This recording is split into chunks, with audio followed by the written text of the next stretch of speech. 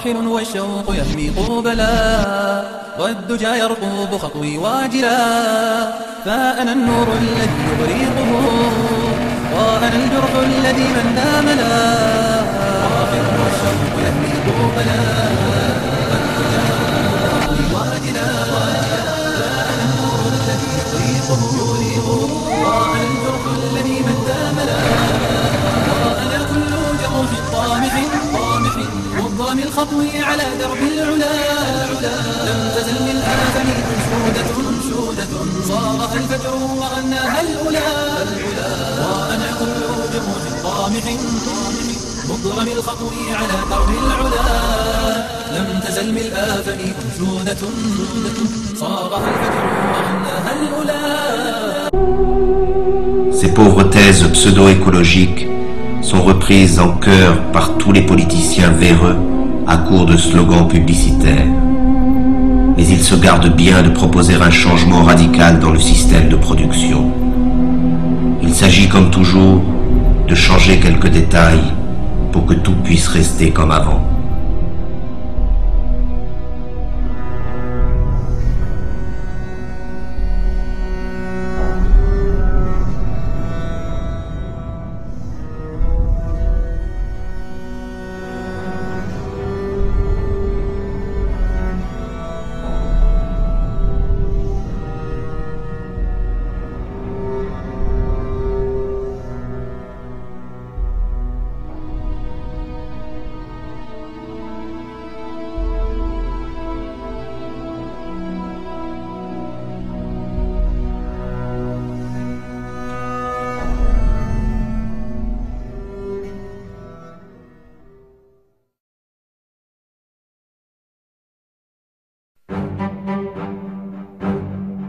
Mais pour rentrer dans la ronde de la consommation frénétique, il faut de l'argent. Et pour avoir de l'argent, il faut travailler, c'est-à-dire se vendre.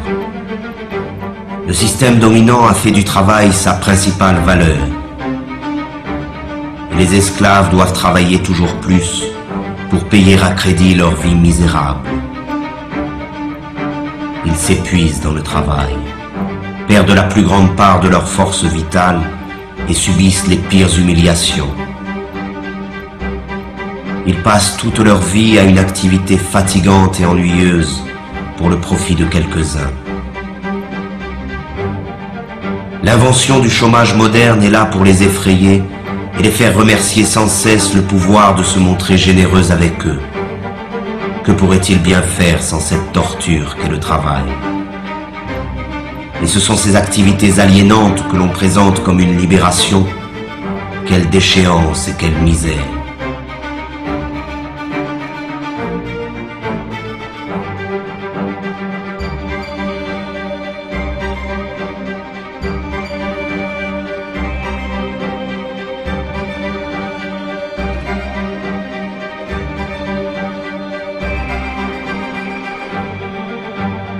Toujours pressés par le chronomètre ou par le fouet, chaque geste des esclaves est calculé afin d'augmenter la productivité. L'organisation scientifique du travail constitue l'essence même de la dépossession des travailleurs, à la fois du fruit de leur travail, mais aussi du temps qu'ils passent à la production automatique des marchandises ou des services. Le rôle du travailleur se confond avec celui d'une machine dans les usines, avec celui d'un ordinateur dans les bureaux. Le temps perdu ne revient plus. Ainsi, chaque travailleur est assigné à une tâche répétitive, qu'elle soit intellectuelle ou physique. Il est spécialiste dans son domaine de production. Cette spécialisation se retrouve à l'échelle de la planète dans le cadre de la Division internationale du travail. On conçoit en Occident, on produit en Asie et l'on meurt en Afrique.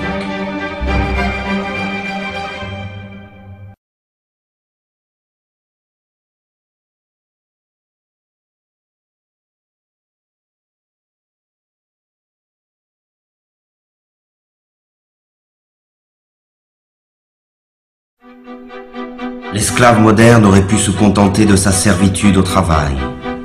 Mais Mais à mesure que le système de production colonise tous les secteurs de la vie, le dominé perd son temps dans les loisirs, les divertissements et les vacances organisées.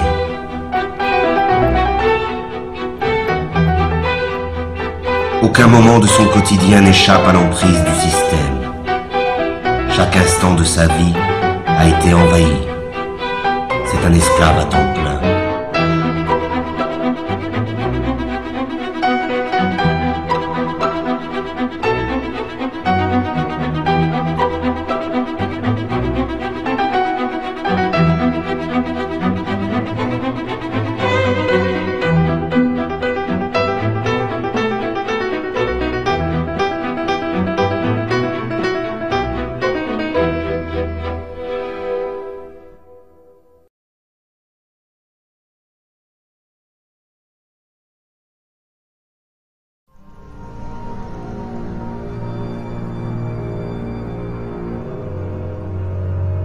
La dégradation généralisée de son environnement, de l'air qu'il respire et de la nourriture qu'il consomme, le stress de ses conditions de travail et de l'ensemble de sa vie sociale sont à l'origine des nouvelles maladies de l'esclave moderne.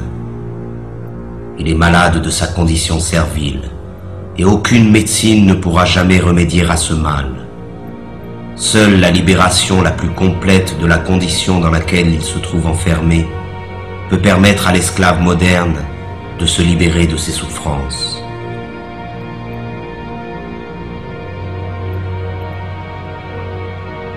La médecine occidentale ne connaît qu'un remède face aux maux dont souffrent les esclaves modernes, la mutilation. C'est à base de chirurgie, d'antibiotiques ou de chimiothérapie que l'on traite les patients de la médecine marchande. On s'attaque aux conséquences du mal sans jamais en chercher la cause. Cela se comprend autant que cela s'explique. Cette recherche nous conduirait inévitablement vers une condamnation sans appel de l'organisation sociale dans son ensemble. De même qu'il a transformé tous les détails de notre monde en simples marchandises, le système présent a fait de notre corps une marchandise, un objet d'étude et d'expérience livré aux apprentis sorciers de la médecine marchande et de la biologie moléculaire. Et les maîtres du monde sont déjà prêts à breveter le vivant. Le séquençage complet de l'ADN du génome humain est le point de départ d'une nouvelle stratégie mise en place par le pouvoir. Le décodage génétique n'a d'autre but que d'amplifier considérablement les formes de domination et de contrôle. Notre corps, lui aussi, après tant d'autres choses, nous a échappé.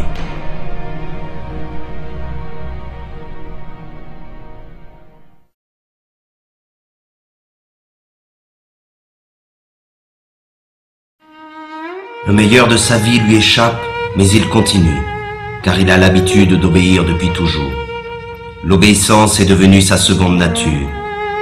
Il obéit sans savoir pourquoi, simplement parce qu'il sait qu'il doit obéir. Obéir, produire et consommer, voilà le triptyque qui domine sa vie. Il obéit à ses professeurs, à ses patrons, à ses propriétaires, à ses marchands.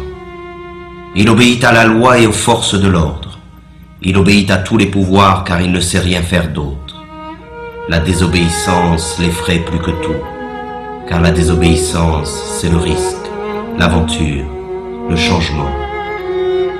Mais de même que l'enfant panique lorsqu'il perd de vue ses parents, l'esclave moderne est perdu sans le pouvoir qui l'a créé. Alors il continue d'obéir.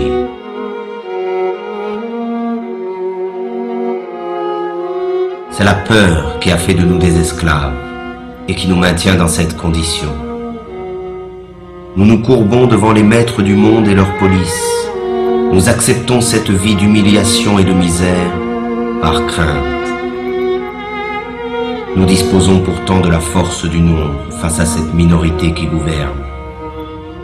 Leur force à eux, ils ne la retirent pas de leur police, mais bien de notre consentement. Nous justifions notre lâcheté devant l'affrontement légitime contre les forces qui nous oppriment par un discours plein d'humanisme moralisateur. le refus de la violence révolutionnaire est ancré dans les esprits de ceux qui s'opposent au système au nom des valeurs que ce système nous a lui-même enseignées. Mais le pouvoir, lui, n'hésite jamais à utiliser la violence quand il s'agit de conserver son hégémonie.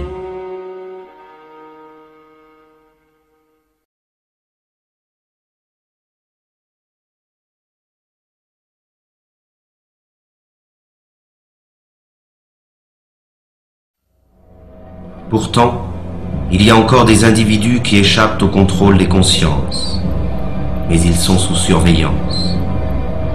Toute forme de rébellion ou de résistance est de fait assimilée à une activité déviante ou terroriste. La liberté n'existe que pour ceux qui défendent les impératifs marchands. L'opposition réelle au système dominant est désormais totalement clandestine. Pour ses opposants, la répression est la règle en usage. Et le silence de la majorité des esclaves face à cette répression trouve sa justification dans l'aspiration médiatique et politique à nier le conflit qui existe dans la société réelle.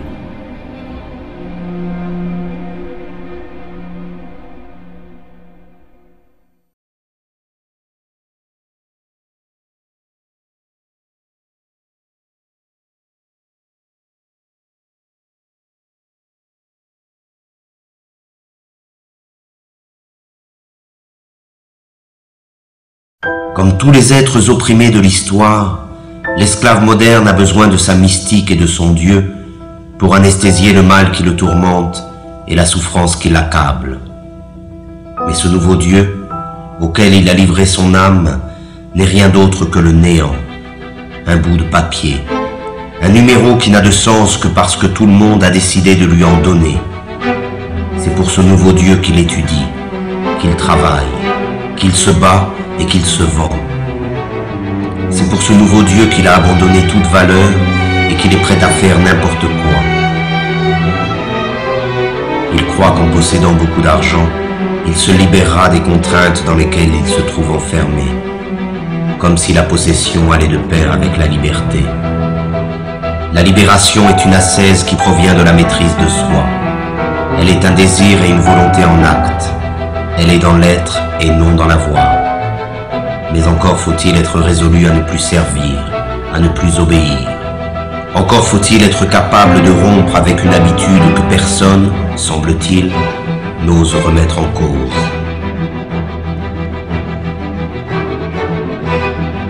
Or, l'esclave moderne est persuadé qu'il n'existe pas d'autre alternative à l'organisation du monde présent.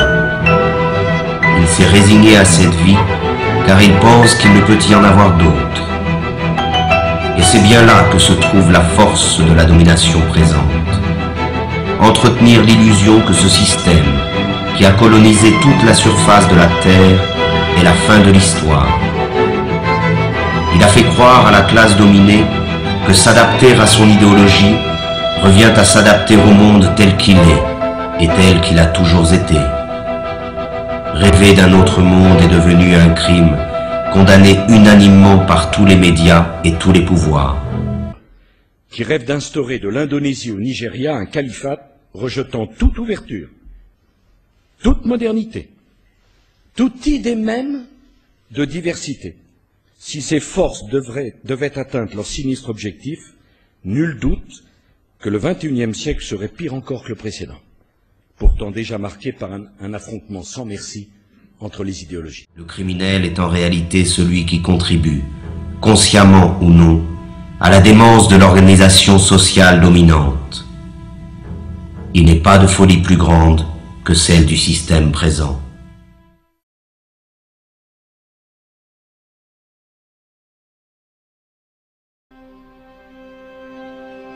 Devant la désolation du monde réel, il s'agit pour le système de coloniser l'ensemble de la conscience des esclaves.